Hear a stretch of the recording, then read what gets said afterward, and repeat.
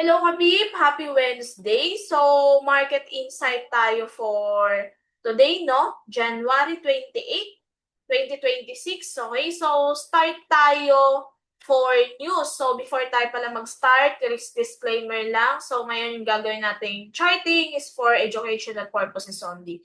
Okay, so nasa iyo pa rin yung pag-manage ng fund mo and proper risk management. Okay? So, start tayo sa news. Today, Wednesday, tapos na tayo sa news ng AUD. Okay, makikita natin. And then mamaya, marami tayong news dito for CAD. Ayan. Tapos mamaya din, madaling araw, ang dami rin. Ito, 3 a.m. So, marami-rami yung aabangan nating news. Simula ngayon, mamayang madaling araw. Okay, so ingat-ingat lang tayo sa pag-manage ng ah pagte-trade, okay? So ngayon, kapip, start tayo at wala pa naman tayong news ngayong tanghali. So maganda na mamaya abangan rin natin pag mga siguro mga yung volatility, mga 8:30, 7:30. Okay? So tingnan natin kung magkakaroon tayo ng position sa mga pair na to. So start tayo ng EuroCAD, no? For EuroCAD, sinama ko sa EuroCAD. Bakit? Ang ganda kasi ng ano niya ngayon eh. Price action, okay? So, meron tayo dito dalawang chart, 1 week, 1 day, 4 hour. Makikita natin sa part na to, ito yung zone for support natin. And then ngayon, nagkaroon tayo ng retest dito sa support level. Okay? Makikita natin tong part na to. Ayan. And then, kung pupuntahan natin yung 1 day, magandang level kasi nagpo-pullback siya ngayon. So, mamaya, magkakaroon tayo ng news for CAD.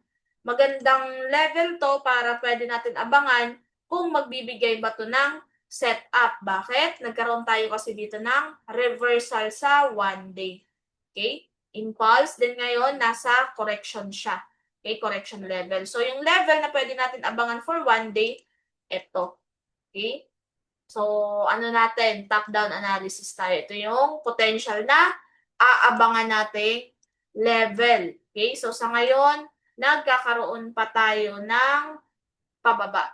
Okay? So, tingnan natin sa 4 hour if magbibigay tayo ng setup. And before tayo pala punta sa 4 hour, ito rin maganda siya. As in, malinaw na breakout yung ginawa niya. Okay? Kasi nagkaroon tayo ng paulit-ulit na rejection sa level na to. Okay? Ayan. And then, ito. Makikita natin inverted head and shoulder pattern. Ayan. So, punta tayo sa 4 hour. Sa 4 hour naman, makikita natin impulse. Ito yung impulse niya. And then, ang level na na-break niya is ito.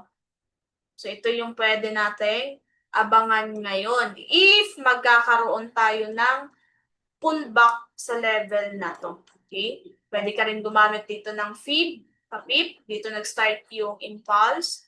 Okay? So, last level na pwede natin abangan is ito. Okay? And sakto din, meron tayo ditong gap na pwede din niyang abangan. O pwede din niyang balikan, I mean. And then, second zone na pwede natin observe kung magkakaroon ng drop ngayon before mag-news ng CAD. Okay? Nagkaroon na tayo ng first week na rejection dito and then nagkaroon ulit ng volume. So, sa ngayon, nag-a-attempt ulit siya na mag-retest sa part na to. Okay? So, we'll see, tingnan natin kung magbibigay ng setup dito before mag-continue. And then, yung ano lang natin, target lang natin, pwede natin i-copy to.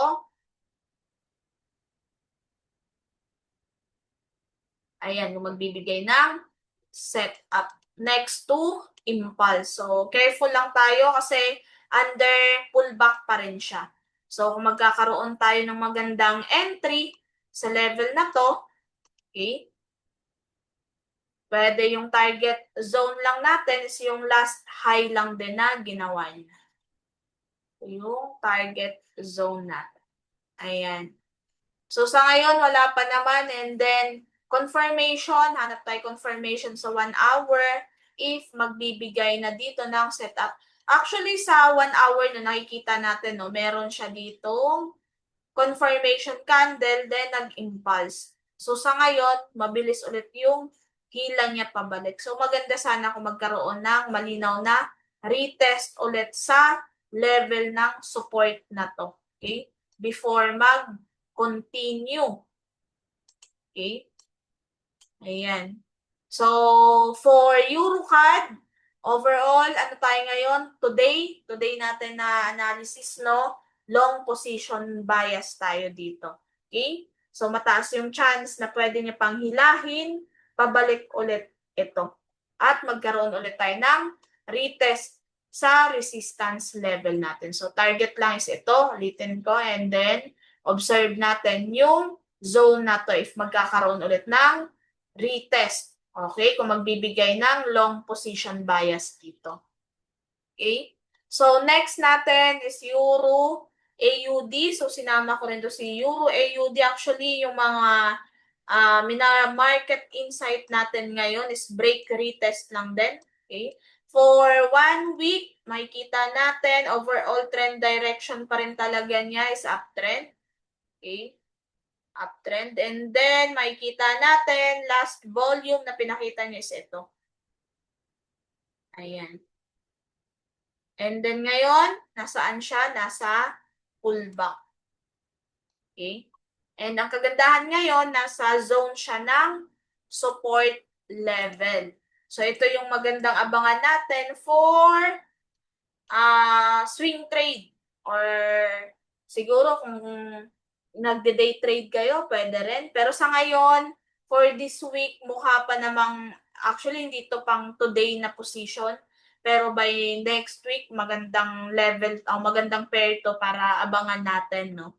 Kasi yung this week niya, yung last week kasi aggressive pa yung bearish candle. So sa ngayon, this week, magkakaroon pa tayo ng confirmation if magkakaroon na ng reversal sa level na to. Okay?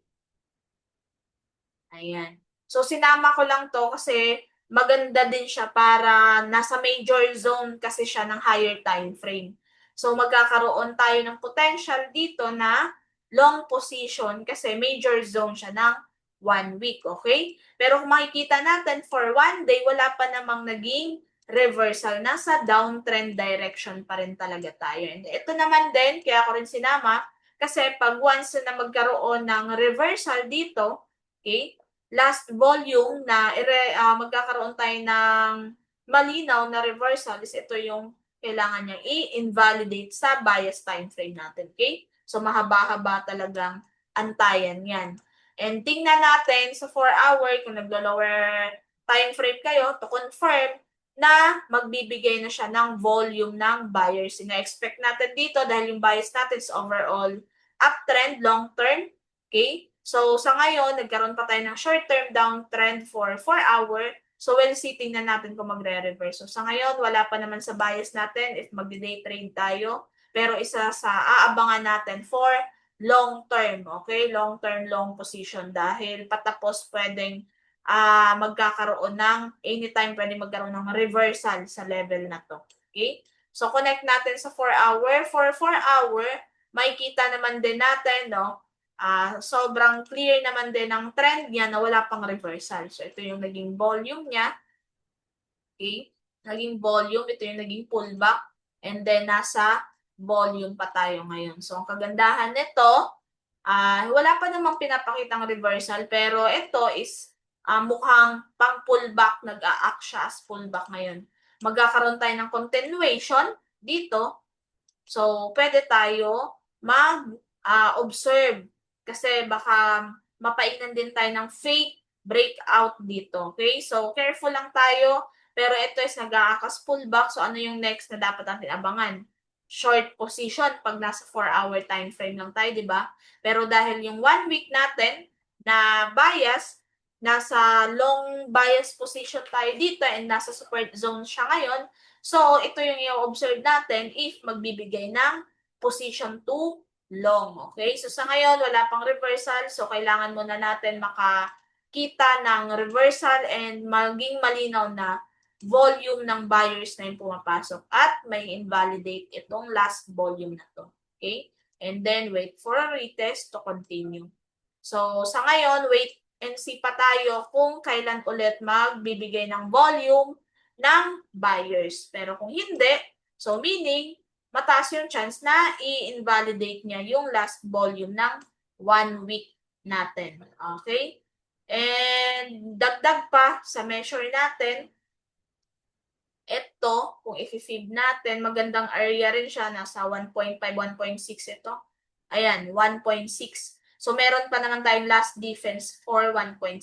So, we'll see yung magbibigay ng long bias position. So, hindi ibig sabihin na bias natin is long, maglo-long na tayo ngayon. Kailangan natin makakita ng malinaw na pumapasok na yung volume ng buyers before tayo mag-place ng order to long. Okay? So, next natin is NZD-USD. For NZD-USD, bias natin dito is long bias position. Sa ngayon, nagkakaroon tayo ng reversal, okay, for 1 day time frame. Pero kung sa 1 week, makikita natin, no, first rejection, ayan, second rejection, ito. Then, nagbigay ng confirmation dito sa level nito. Okay, so ito yung naging support level natin. Yan. And then ngayon, tinitest niya ulit itong neckline na to for 1 week. And kung makikita natin, volume talaga siya. Nasa resistance level pero nagbibigay pa rin ng volume. Kaysa mataas yung chance na pwedeng i-break niya itong resistance level. So ano yung target? Neto. Next is itong resistance level ng 1 week. So sa ngayon, align natin for 1 day. Okay? So makikita natin, tapos na yung downtrend. Nagkaroon na tayo dito ng reversal. Okay? So volume, then nag-akas pullback. Ngayon nasa impulse din siya. So ito is hindi rin pang today, pero isa din to sa pwede nating i-monitor for the next week. Pwede for the next week or this week kung magbibigay ng pullback sa mas lower time frame.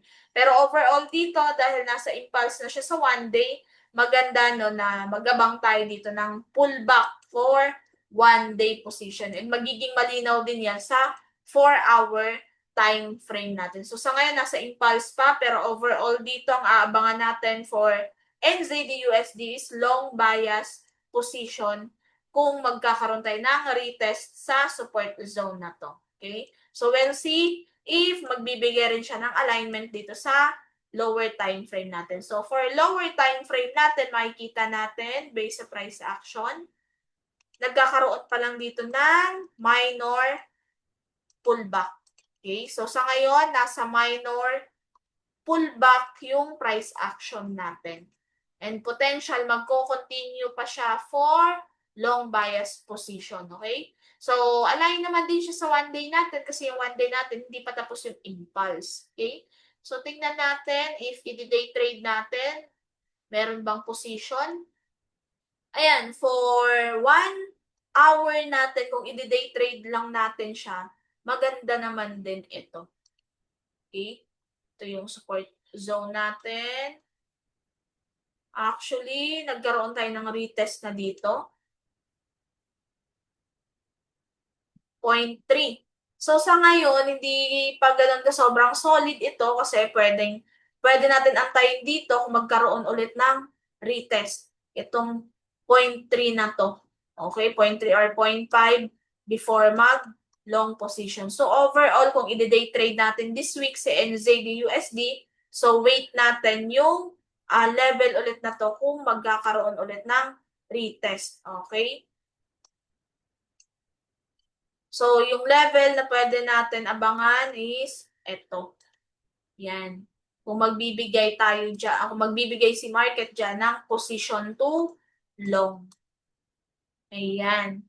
So, sa akin kasi hindi ako basta-basta nagpi-place ng first rejection pa lang. So, kailangan, lalo na ngayon na walang confirmation, okay? sige, malinaw na long position, pero anytime pwede pa siyang bumalik-balik dyan. So wala pang malinaw tayo na zone, okay, to place long. So ito lang yung naging malinaw sa atin na support zone na potential pwede niyang balikan. So wait ulit natin kung magkakaroon ulit ng retest sa level na to. Okay? So ito lang yung target natin for long bias position. And then, paano ko ba i-place yung invalidation level ko?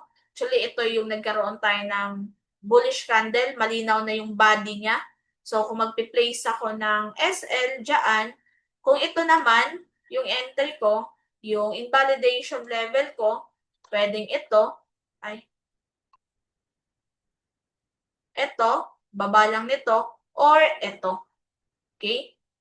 Aggressive bullish candle, nagkaroon ng hila ulit.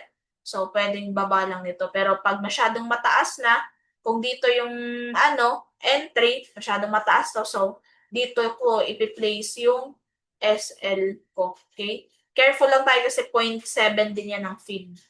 Anytime pwede niya ulit i-retest ulit yan. Okay? Lalong-lalo na sa one-day bias natin, nasa impulse siya. So, pwede siyang humila ng malaking wick.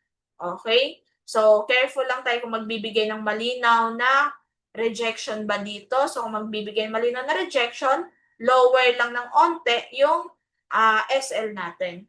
Kung ititest naman itong support zone na to, magbibigay ng confirmation candle, so lower lang ng confirmation candle natin. Okay? So, place mo lang yung SL na sa tingin mo, yun yung invalidation level ng price action. Okay? So, next natin, Euro-USD. So, for Euro-USD, overall pa rin talaga dito kay Euro-USD, long bias position. So, sa ngayon, mukhang nagkakaroon na tayo ng breakout. So, hindi pa totally confirmed, pero based on price action, last week, nagbigay ng aggressive bullish candle. Today, this week, nagbibigay ulit ng another bullish candle. So, ina-expect natin dito, magkakaroon tayo ng malinaw na breakout. Okay? Impulse continuation ng trend direction bias natin na nakikita natin. Okay? Overall naman din talaga dito, long term, uptrend pa rin talaga si Euro-USD. So, connect natin for one-day bias. Ngayon, nasaan si Euro-USD? Nag-i-impulse. So, wala pa tayong pullback na nangyari. So, sa ngayon, kung magbibigay man ng pullback dito, masyadong maaga pa. Okay? So, mataas yung chance na pwede niyang i-continue, hila pa rin pataas yung price. Bakit? Kasi hindi pa ganun kasobrang layo at yung gap sa mismong support level natin. So, maano natin na breakout talaga yung gagawin niya, dapat literal na volume talaga. Kung mabilis yung retest dito, so mataas yung chance na pwedeng magbibigay lang ng fake breakdown, lalong-lalo na sa 1 week natin, na nasa sideways tayo. Mahaba-habang sideways, okay? So, kailangan natin mag-ingat kasi kahit pa very volume yan, anytime pwedeng bumaliktad yung market, okay? So, sa ngayon, ang ina-expect natin, pwede natin i-align to sa mas lower time frame like yung 4-hour, okay? So, today, 1 week, expect natin dito kung magkakaroon na ng indecision. So, by this week, continue pa rin yung long bias position natin. So, pwede natin connect to sa 4-hour time frame. So, sa 4-hour time frame, makikita natin, no? Impulse, nagkaroon tayo ng reversal dito sa part na to. Tapos na ng downtrend. And then, nag-impulse ulit.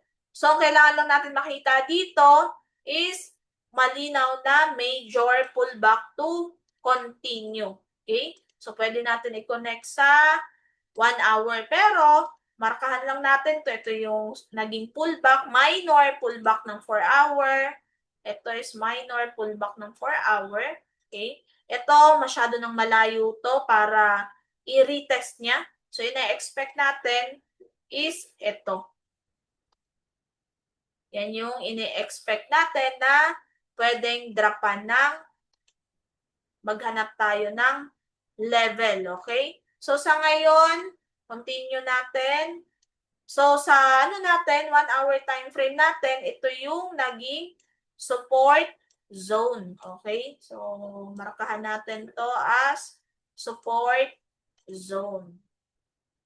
So, sa 1 hour, ito yung naging support zone. Ito yung naging pullback niya. Okay? So, ngayon, ang support natin, ito. So, we'll see, tingnan natin kasi wala pa namang ngayong tanghali, wala pa namang bigay pero meron tayong impulse. Nasa correction siya. So, malinaw na ito nag-a-act as correction to. Kailangan lang natin i-confirm kung ito bang level ba na to, i-hold niya ba? Minor support zone natin. Okay? May chance ba na pwedeng magkaroon pa ulit ng another rejection, retest ulit dito?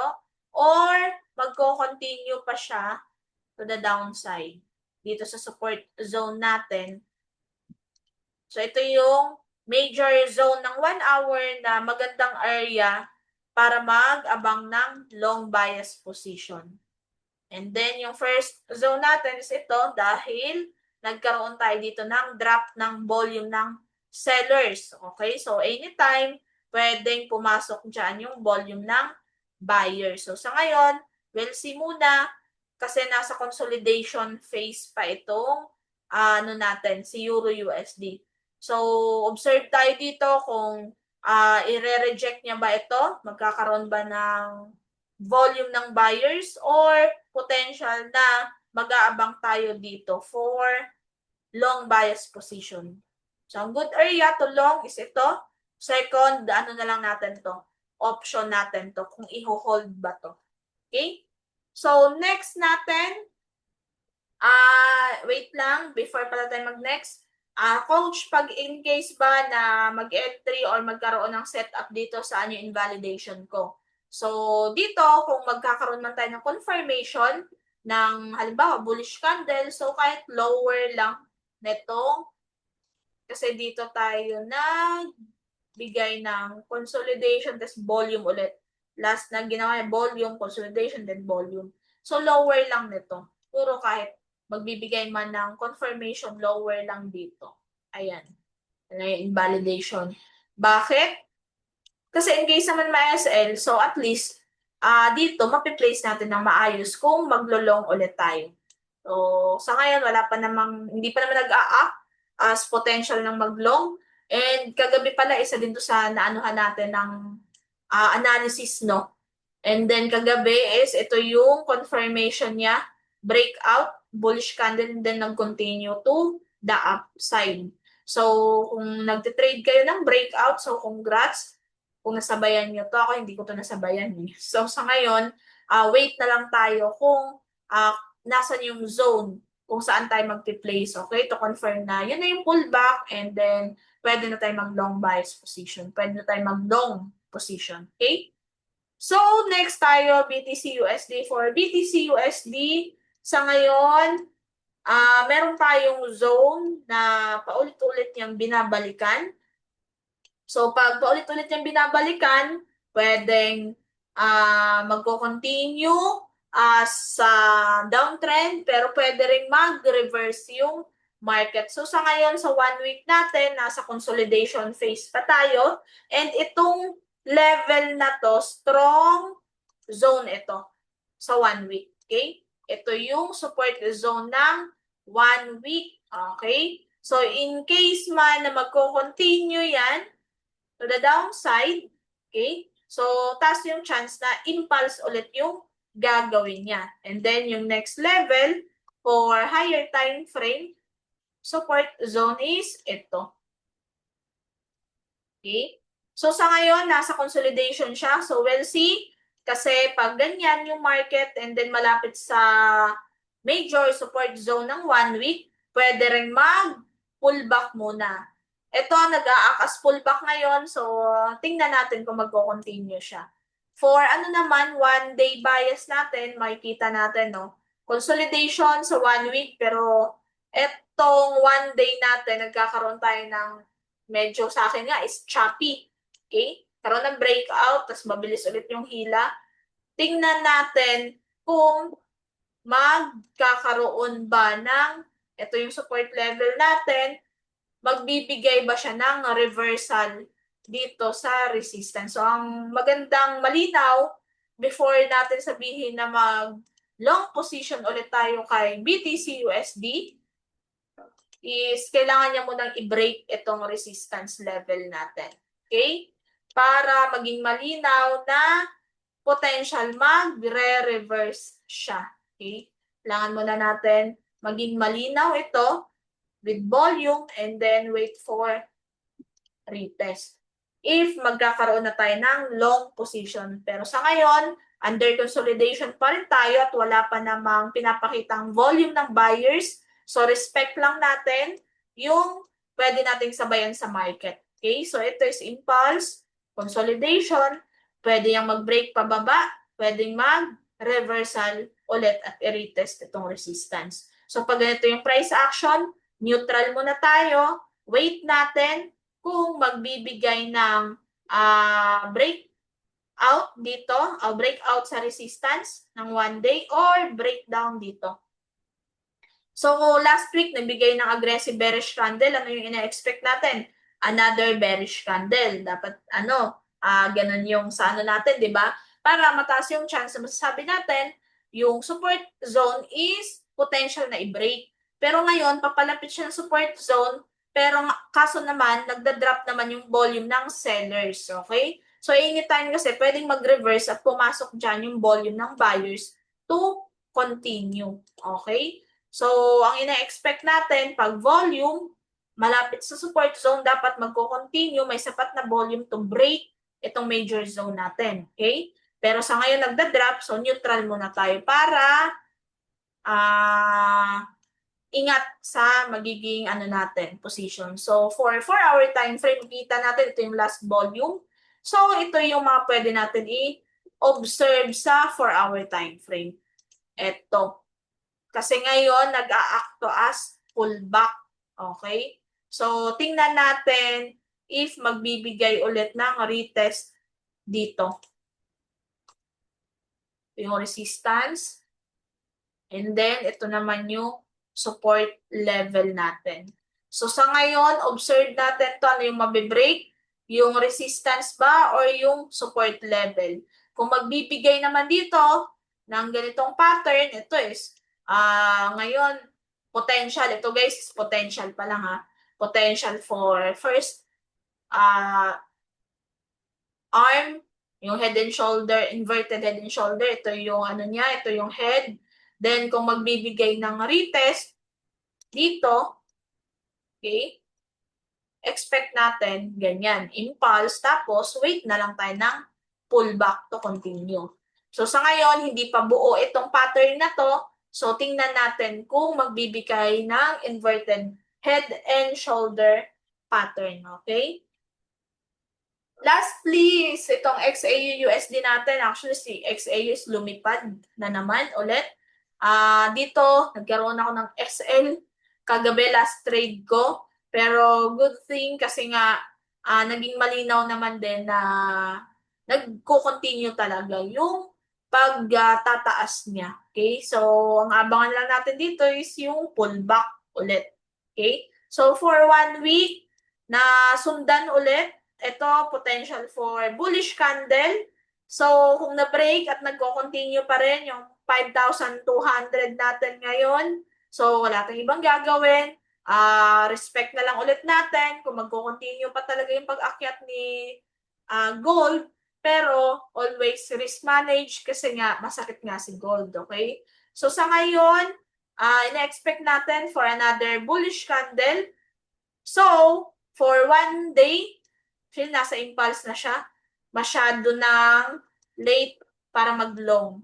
So, for me, wala akong ibang gagawin dyan. Neutral muna, abangan muna natin kung kailan matatapos itong impulse na to. Kung kailan magbibigay ng pullback and then continue. So, sa ngayon, observe muna ako kay gold. Wala muna akong entry.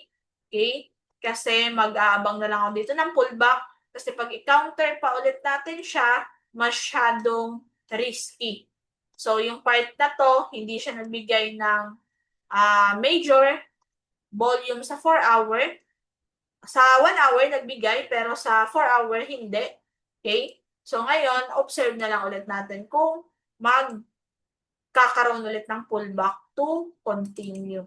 Okay? So sabayan lang natin yung wave, yung pinapakita ng market with proper risk management. And sa mga ng checklist, follow nyo lang yung checklist nyo. Kung hindi naman pasok sa checklist, no trade. Okay? So ganun lang paulit-ulit yung rules. Okay? Sa way ng pagtitrade para maiwasan natin yung pagkaubos ng account. Okay? So ang goal natin, consistency, hindi naman one time, big time na trades. Okay? So yun lang kapip, and enjoy and proper always laging lagay ng proper risk management kung ano yung naging capital size mo. Okay? So yun lang, and bye-bye.